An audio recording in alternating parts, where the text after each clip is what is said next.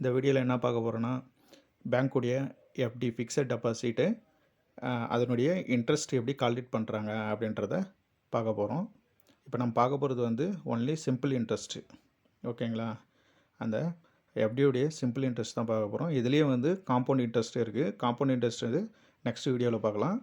இந்த வீடியோவில் வந்து சிம்பிள் இன்ட்ரெஸ்ட் மட்டும் பார்க்கலாம். இந்த ஸ்க்ரீனில் தெரிகிற மாதிரி நீங்கள் 1 lakh டெபாசிட் பண்ணுறீங்க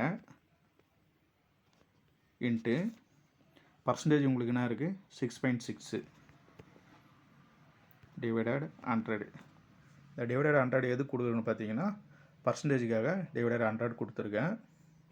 நெக்ஸ்ட்டு நீங்கள் எத்தனை வருஷம் டெபாசிட் பண்ணுறீங்க, 5 years டெபாசிட் பண்ணுறீங்க. ஓகேங்களா? அப்படின்னா உங்களுக்கு டோட்டலாக 1 lakhக்கு 33,000 இன்ட்ரெஸ்ட் 5 yearsக்கு. ஓகேங்களா?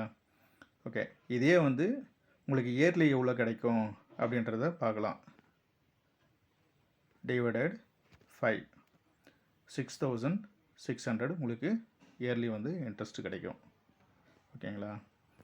இதே வந்து மந்த்து உங்களுக்கு எவ்வளோ கிடைக்குது அப்படின்றத பார்க்கறதுக்கு டிவைடட் 12 உங்களுக்கு மந்த்துக்கு 550 கிடைக்கும்.